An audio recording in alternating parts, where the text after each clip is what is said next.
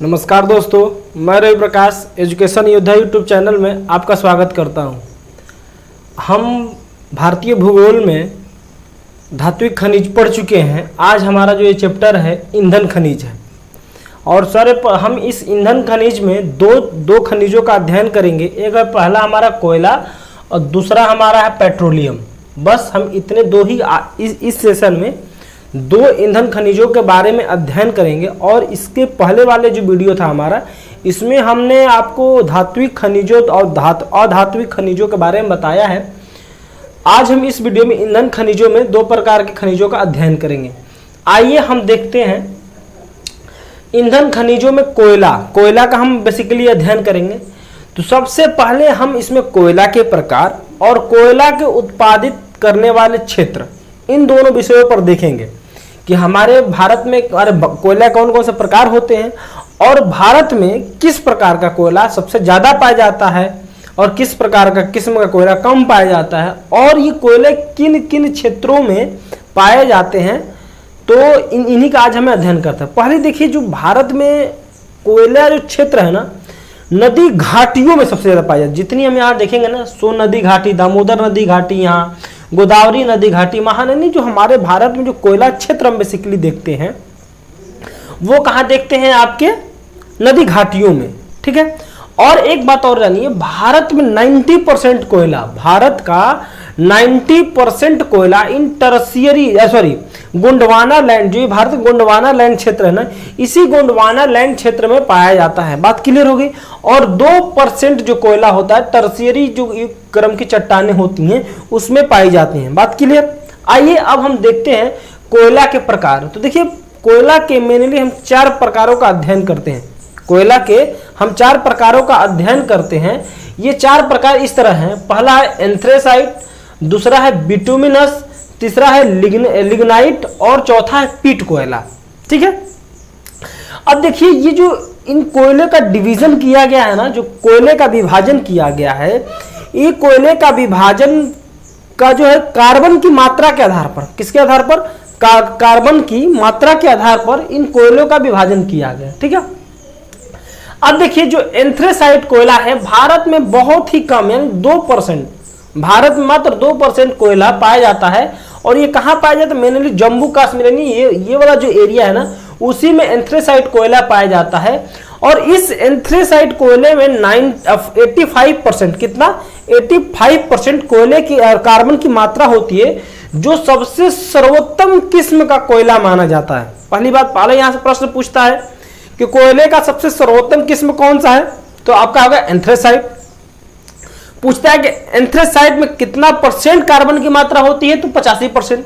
भारत में एंथ्रेसाइट का प्रतिशत कितना है? 2%। भारत में एंथ्रेसाइट कोयला पाया कहां जाता है? तो आपका जम्मू एंड कश्मीर में। बात क्लियर यहां से आई। अब आइए बिटुमिनस कोयला।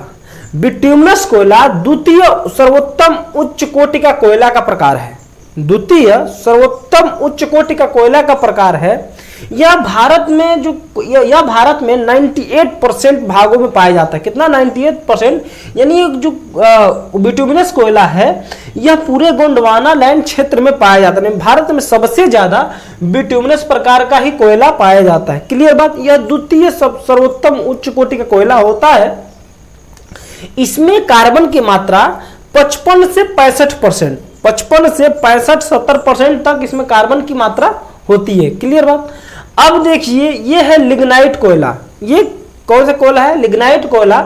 यह तीसरा सर्वोत्तम उच्च कोटि का कोयला होता है। इसमें जो कार्बन की मात्रा होती है ना, 45 से 50, 45 से 55, यही मान लीजिए 45 से 55 के बीच का जो रेंज होता है, इतने में ही इसकी मात्रा होती है। और यह बेसिकली कहाँ पाया जाता है? तमिलनाडु क्षेत्र और असम क्षेत्र। कहाँ? तमिलनाडु क्षेत्र और असम क्षेत्र में लिग्नाइट कोयले का प्रकार देखने को मिलता है। अब यह होता है पीट कोयला। क्या है? पीट किस्म का जो कोयला होता है सबसे निम्न कोटि का कोयला होता है। क्या होता है? सबसे निम्न कोटि का कोयला होता है। और यह बेसिकली कहाँ पाया जाता है? दलदलीय क्षेत्रों में। कहाँ पाया जाता है? दलदलीय क्षेत्रों में। और इसमें अधिकतम कार्बन की मात्रा 45% होती है। कितनी होती है? अधिकतम कार्बन की मात्रा कितनी होती है?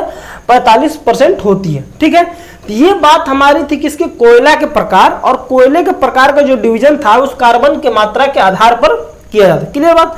अब आइए हम देखते हैं कोयले का भंडारण से प्रश्न कितना कैसे पूछता है, और कोयले के कौन कौन से क्षेत्र है उसमें हम देखते हैं, ठीक है ना। तो आइए देखते हैं, ये जो हमारा है ना कोयला का भंडारण भारत में 285 अरब टन, देखिए मैंने यहां लिखा कितना है, 285 अरब टन। कितना है भारत में कोयले का भंडारण, 285 अरब टन।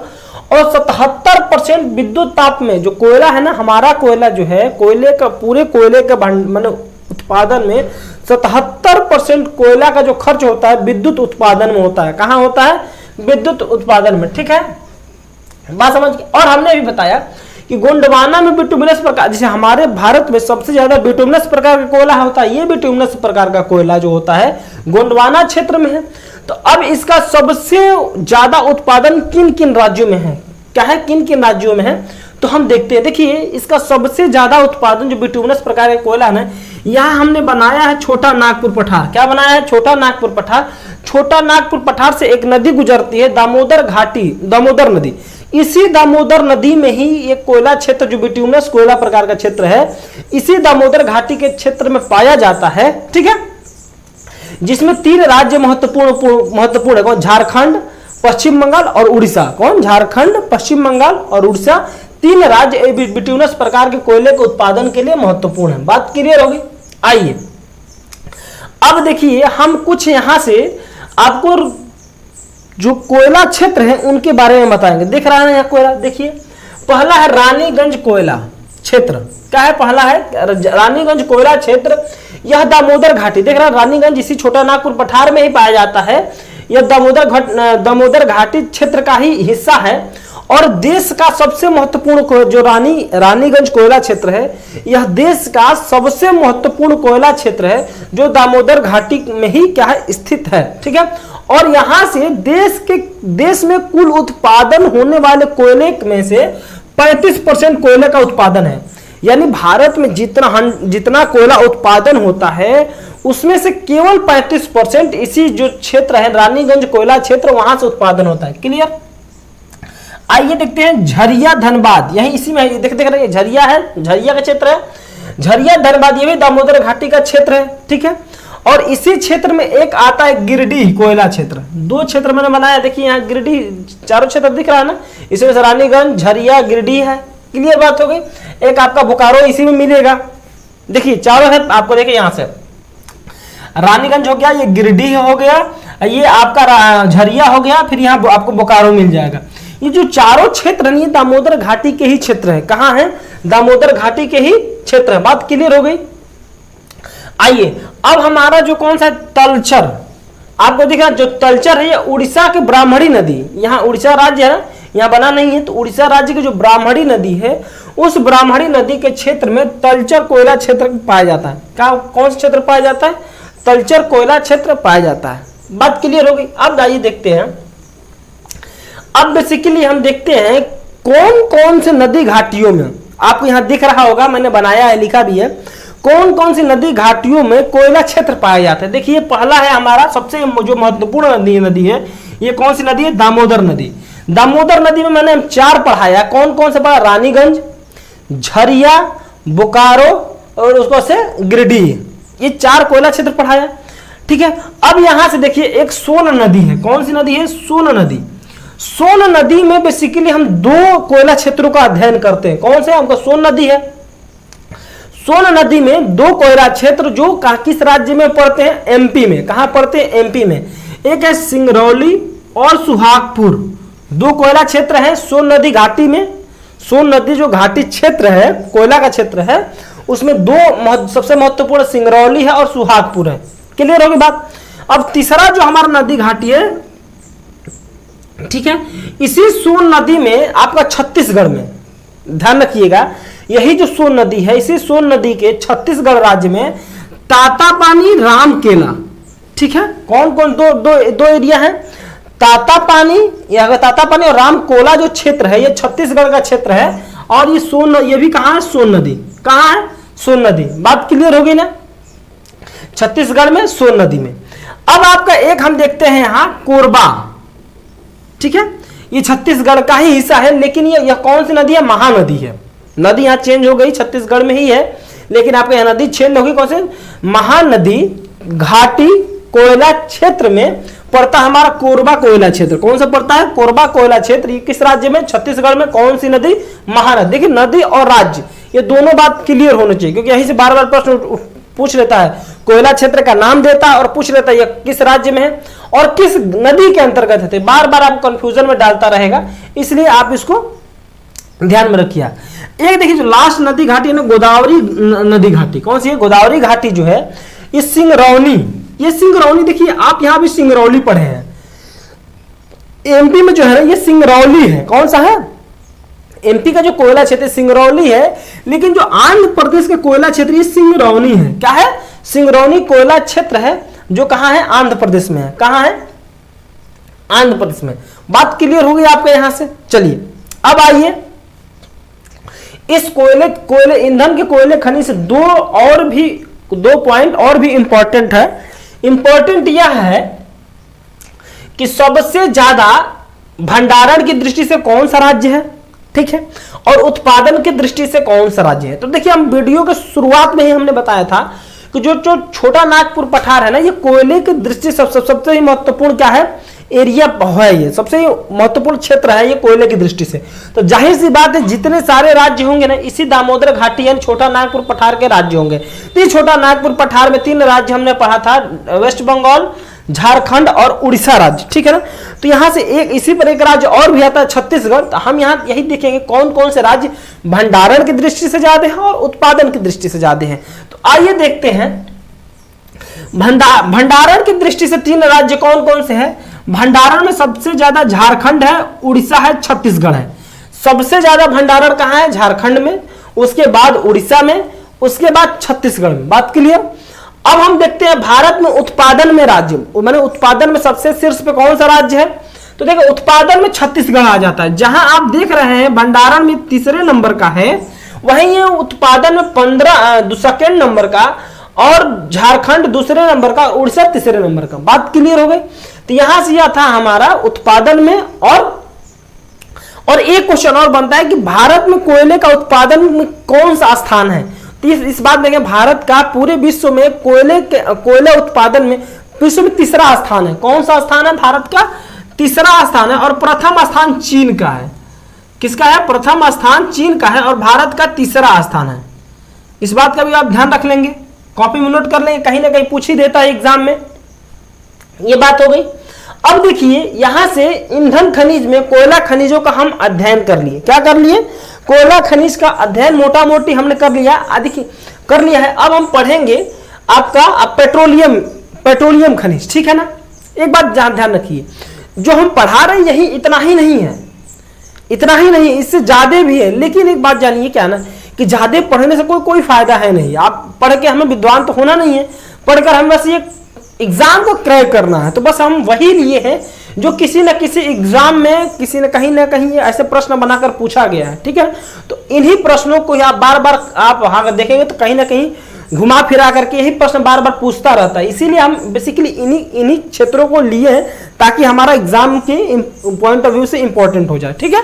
आइए अब हम देखते हैं पेट्रोलियम, ठीक है ना, पेट्रोलियम ईंधन। देखिए जो पेट्रोलियम है ना, पेट्रोलियम क्या है? टर्शियरी, जो हमारे टर्शियरी युग के अवसादी चट्टानें हैं। अवसादी यानी क्या? जो हमारे जीव जंतु पेड़ पौधों के अवसाद जो नीचे अर्थ के नीचे दब चुके हैं, उन चट्टानों से हाइड्रोकार्बन यौगिक के मिश्रण से बनता है हमारा। किसके कारण से? हाइड्रोकार्बन यौगिक के मिश्रण से हमारा पेट्रोलियम का निर्माण होता है, जिसमें से 70% कितना? 70% तेल की मात्रा होती है इन चट्टानों में, टर्शियरी की चट्टानों में, और 30% गैस की मात्रा होती है। तो जो हम देखते हैं ना कि हम प्राकृतिक गैस निकालते हैं और कच्चा क्रूड ऑयल निकालते हैं।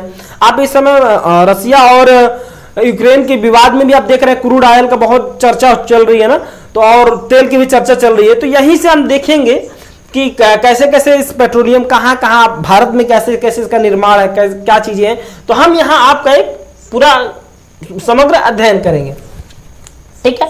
अब देखिए जो भारत में मैं चर्चा कर रहा था ना, कि जो हमारा भारत का अपतटीय क्षेत्र होता है भारत का, यानी किसी भी देश का जो अपतटीय क्षेत्र होता है वो खनिज संसाधन की दृष्टि से बहुत ही इंपॉर्टेंट होता है, यानी बहुत ही महत्वपूर्ण होता है। ठीक उसी प्रकार जो भारत का अपतटीय क्षेत्र है वो भी खनिज संसाधन के लिए क्या है, बहुत ही महत्वपूर्ण है। देखिए यहां लिखा भी है मैंने, भारत में पेट्रोलियम का उत्पादन 66% अपतटीय क्षेत्रों से होता है।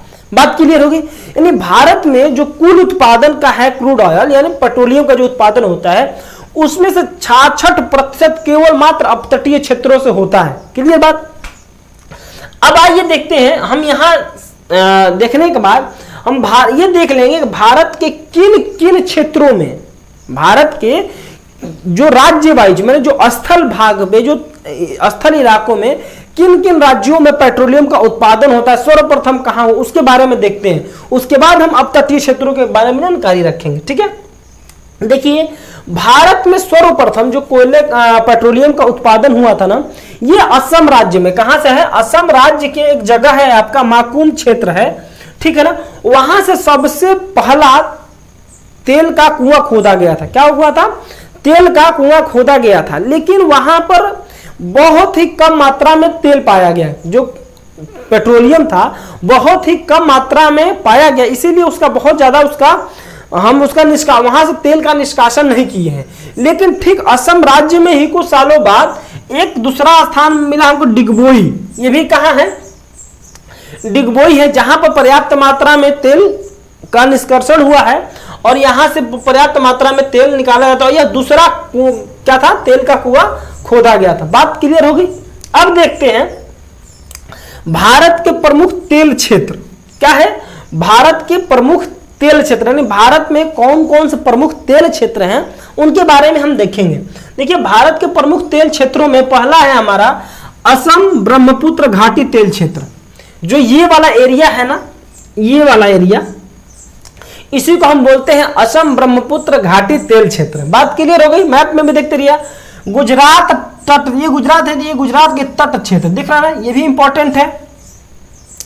दूसरा का इसका क्या है, गुजरात तट तेल क्षेत्र। क्लियर बात। तीसरा पश्चिमी अपतटीय तेल क्षेत्र, ये वाला भाग, यहां भाग, ठीक है, ये क्या है, पश्चिमी अपतटीय तेल क्षेत्र है।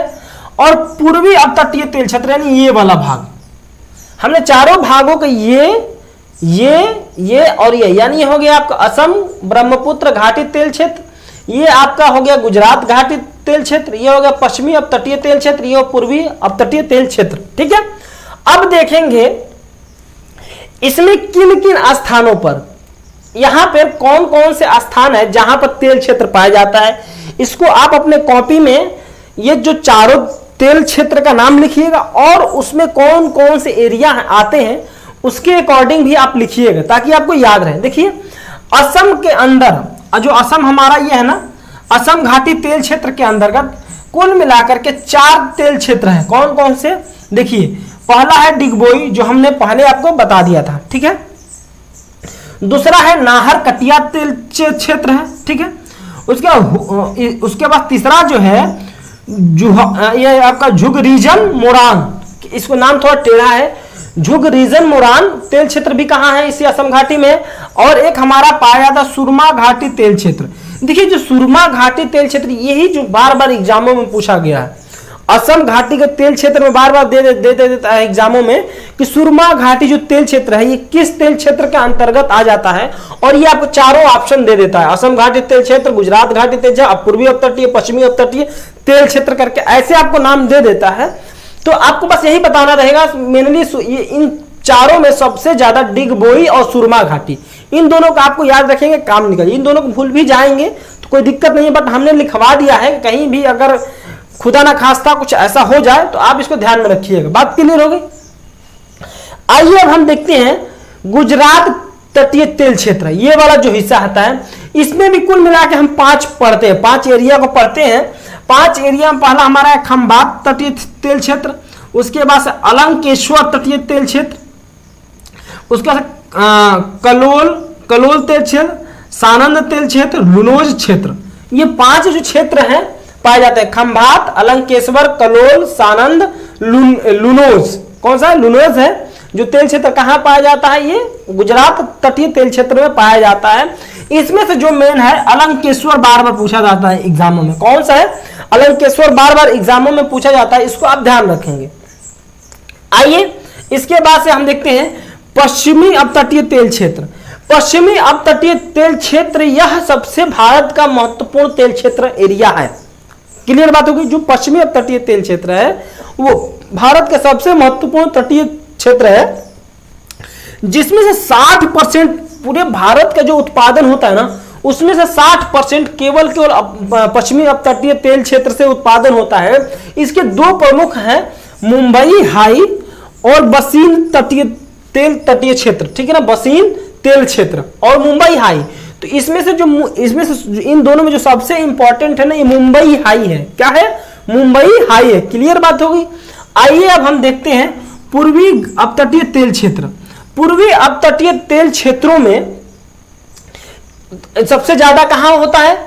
कृष्णा घाटी का डेल्टा और बंगाल की खाड़ी डेल्टा। यानी देखिए ये है ना, बंगाल की यहाँ से आपको खाड़ी मिलती है यहाँ पे, और ये कृष्णा घाटी जो कृष्णा नदी है उसकी जो डेल्टाई क्षेत्र है उसमें यह पाया जाता है पूर्वी अपतटीय तेल क्षेत्र। ठीक है, तो ये पेट्रोलियम था। पेट्रोलियम क्या है? पेट्रोलियम का उत्पादन भारत में किन किन राज्यों में, किन किन क्षेत्रों में, क्षेत्रों के अनुसार मैंने मैप के थ्रू आपको बता दिया। ठीक है ना। अब देखिए जो तेल क्षेत्रों से जो तेल निकाला जाता है वो प्योर फॉर्म में नहीं होता है। पहली बात क्या होता है, ये क्रूड ऑयल यानी कच्चा तेल निकाला जाता है। कैसा निकाला जाता है? कच्चा तेल निकाला जाता है, और इस कच्चे तेल को रिफाइन करके यानी रिफाइनरी के थ्रू इसको रिफाइन करके हमें अलग अलग तेलों का, जैसे हम कहते हैं पेट्रोलियम, डीजल, उसके बाद से मिट्टी तेल जिसको हम किरोसिन बोलते हैं, उसके बाद से जो ये मोम निकलता है, वैक्स निकलता है, ये तारकोल निकलता है। इस तरह से उस क्रूड ऑयल से केवल तेल ही नहीं निकलता है, बहुत सारे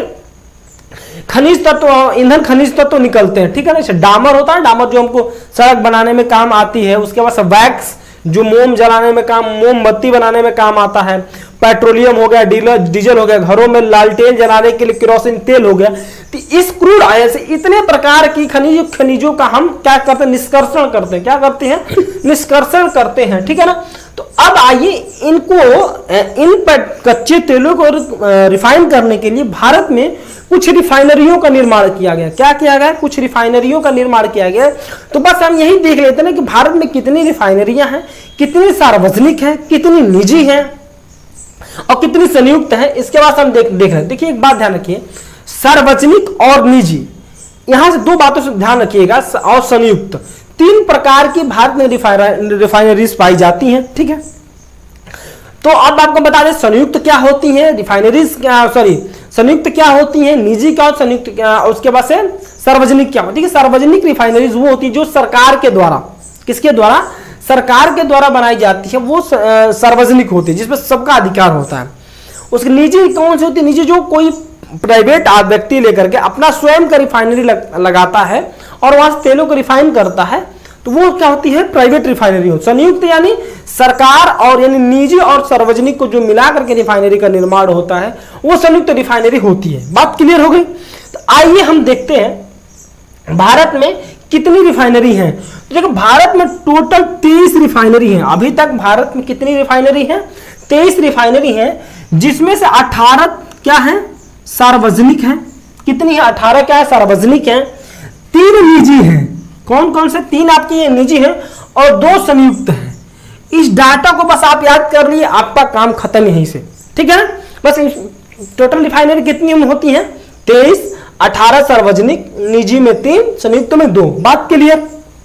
आइए देखिए हम बता दें देश की जो पहली रिफाइनरी है ना, ध्यान रखिएगा, मैं बता दे रहा हूं जो सबसे पहला कुआं कहां खोदा गया था आपका यहाँ पे असम घाटी क्षेत्र में। जाहिर सी बात है कि जहां पहला कुआं होगा वहां सबसे पहले रिफाइनरी लगेगी। तो जो सबसे पहले रिफाइनरी लगी थी 1893 में डिगबोई में, जो प्रथम बार तो वहां नहीं, दूसरी बार जहां खोजा गया था वो डिगबोई में सबसे पहली रिफाइनरी का निर्माण किया गया। बात क्लियर? और 23वीं रिफाइनरी सबसे पहली हो गई और सबसे लास्ट यानी 23वीं जो रिफाइनरी है पारादीप रिफाइनरी, और यह सबसे बड़ी यानी 2300 में सबसे बड़ी कौन सी है? पारादीप रिफाइनरी ही है। बात क्लियर हो गई? और यहां से एक पॉइंट और बचा है, सबसे ज्यादा किस राज्य में रिफाइनरी है? सबसे ज्यादा किस राज्य, जाहिर सी बात है जहां सबसे ज्यादा तेल का कुआं होगा वहीं पर सबसे ज्यादा रिफाइनरी भी होगी। तो ये सबसे ज्यादा रिफाइनरी कहाँ है? आपके असम राज्य में। कितनी रिफाइनरी है यहाँ? 4 प्रकार की रिफाइनरी है, ठीक है ना।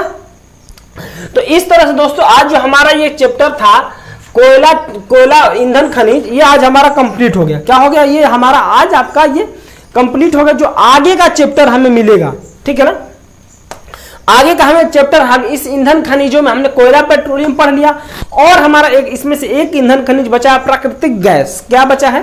प्राकृतिक गैस। और प्राकृतिक गैसों का अध्ययन हम अगले चैप्टर में करेंगे। हमने आपको बताते समय बताया था ना कि जब हम ईंधन खनिजों का निष्कर्षण करते हैं तो इसमें क्या होता है? 70% पेट्रोलियम और 30% आपका क्या होता है? प्राकृतिक गैस होता है।